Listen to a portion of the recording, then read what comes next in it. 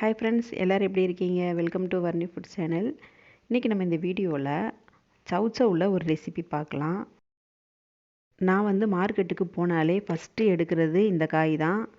சவ் சவ், சொரக்காய், புடலங்காய் இந்த 3 காயும் ரெகுலராக எடுத்துருவேன். வாரத்துக்கு 3 தடவை செஞ்சுருவேன். சாம்பாராவோ பொரியலாவோ இல்லை பருப்பு போட்டு கூட்டு வச்சோ ஏதோ ஒரு ஃபார்மில் இந்த காயை நான் செஞ்சுருவேன். மார்க்கெட்டில் எப்போயுமே இந்த காய் கிடைக்கும். இதில் தண்ணி சத்து ரொம்ப இருக்கிறதுனால உடம்புக்கு ரொம்ப நல்லது. இந்த காயில் நான் இன்றைக்கி ஒரு சட்னி ரெசிபி செஞ்சு காமிக்கிறேன்.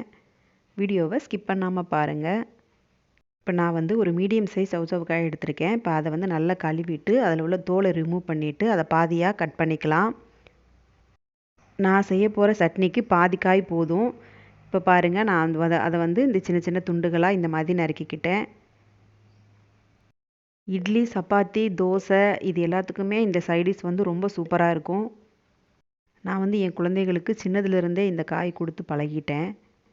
அதனால் அவங்களுக்கு இந்த காய் ரொம்ப பிடிக்கும். சவ்சவ்வை பாசிப்பருப்போடையோ இல்லை கடலைப்பருப்போடையோ கூட்டு செஞ்சு கொடுத்தாலுமே ரொம்ப விரும்பி சாப்பிடுவாங்க.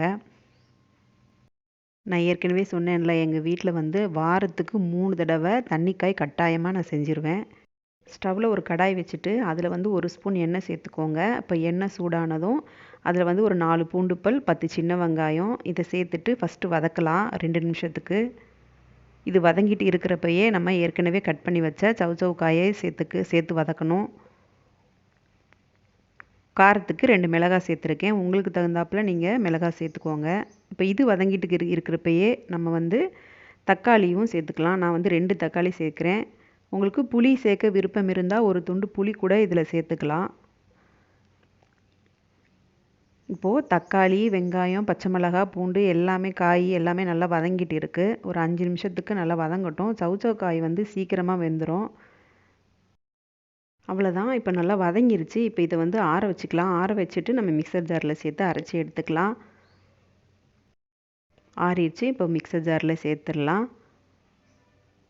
இது கூடவே தேவையான அளவு உப்பு, ஒரு பிஞ்ச் பெருங்காயப்பொடி சேர்த்துக்கோங்க. பெருங்காயப்பொடி சேர்க்குறதுனால இந்த சட்னிக்கு நல்ல வாசமாக இருக்கும்.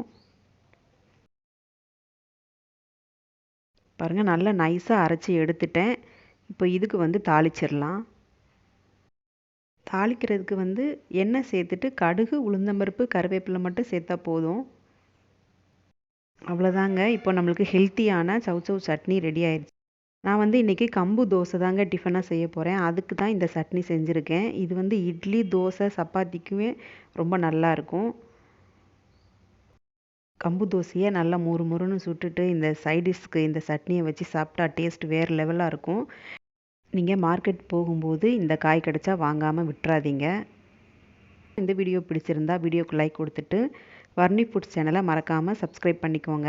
சப்ஸ்கிரைப் பண்ணிவிட்டு பக்கத்தில் இருக்க பெல் ஐக்கானையும் ப்ரெஸ் பண்ணிக்கோங்க. அப்போ தான் அடுத்தடுத்து நான் போடுற வீடியோ நோட்டிஃபிகேஷன்ஸ் உங்களுக்கு வரும். தேங்க்ஸ் ஃபார் வாட்சிங்.